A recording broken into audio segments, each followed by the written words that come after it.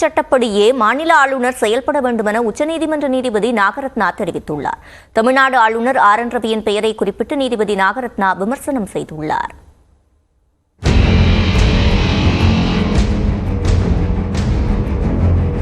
ஹைதராபாத்தில் உள்ள நெல்சர் சட்ட பல்கலைக்கழகத்தில் நீதிமன்றங்கள் மற்றும் அரசியலமைப்பு குறித்த கருத்தரங்கு நடைபெற்றது. இதன் தொடக்க அமர்வில் பங்கேற்று பேசிய உச்சநீதிமன்ற நீதிபதி நாகரத்னா, மாநில ஆளுநர்கள் சட்ட மசோதாக்களுக்கு ஒப்புதல் அளிக்க தவறுவதும் அவர்களின் பிற செயல்களும் அண்மை கால வழக்குகளுக்கு காரணமாக இருப்பதாக தெரிவித்தார். இதற்கு உதாரணமாக அமைச்சர் பொன்முடியின் தண்டனை மற்றும் குற்றவாளி என்ற தீர்ப்பை உச்சநீதிமன்றம் நிறுத்தி வைத்த போதும் தமிழ்நாடு ஆளுநர் RN ரவி அவருக்கு பதவி பிரமாணம் செய்து வைக்க மறுத்ததை குறிப்பிட்டார். மேலும் மாநில அரசுகள் சட்டப்பேரவையில் நிறைவேற்றும் மசோதாக்களுக்கு ஆளுநர்கள் ஒப்புதல் அளிக்காமல் நிலுவையில் வைப்பதாக நீதிபதி நாகரத்னா கூறினார். குறிப்பாக தென் மாநில ஆளுநர்களுக்கு எதிராக ஏராளமான வழக்குகள் தொடரப்பட்டுள்ளதாக நீதிபதி குறிப்பிட்டார்.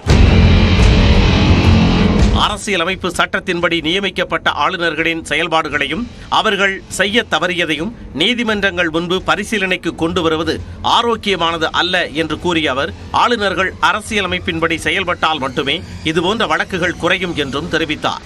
ஆளுநர்கள் இதனை செய்ய வேண்டும், இதனை செய்யக்கூடாது என கூறுவது நீதிபதிகளுக்கு சங்கடத்தை தருவதாகவும், எனவே ஆளுநர் பதவி என்பது ஒரு முழுமையான அரசியலமைப்பு பதவி மட்டுமே என்பதை உணர்ந்து தங்களது கடமைகளை மட்டுமே செய்ய வேண்டும் என்று கூறும் நேரம் வந்துவிட்டதாகவும் நீதிபதி நாகரத்னா கூறினார். பண மதிப்பிழப்பு நடவடிக்கை குறித்து பேசிய நீதிபதி நாகரத்னா, நாட்டில் 86% நோட்டுகள் 500 மற்றும் 1000 ரூபாய் மதிப்பில் இருந்தபோது யோசனையின்றி மத்திய அரசு அவற்றுக்கு தடை விதித்து விட்டதாக தெரிவித்தார். செல்லாதவை என அறிவிக்கப்பட்ட 98% நோட்டுகள் வங்கிகளுக்கு திரும்ப வந்துவிட்டதால் பண மதிப்பிழப்பின் நோக்கமே நிறைவேறவில்லை எனவும் நீதிபதி கூறினார். And 98% of that currency became white money. கருப்பு பணத்தை வெள்ளையாக்கவே பண மதிப்பிழப்பு பயன்பட்டதாக குறிப்பிட்ட அவர், இந்த நடவடிக்கை சாதாரண மக்களையே நெருக்கடிக்கு ஆளாக்கியதால் அது தொடர்பான வழக்கில் மாறுபட்ட தீர்ப்பை அளித்ததாக தெரிவித்தார். நீதித்துறையில் கருத்து வேறுபாடு இருப்பதன் அவசியம் குறித்தும் நீதிபதி நாகரத்னா உரையாற்றினார்.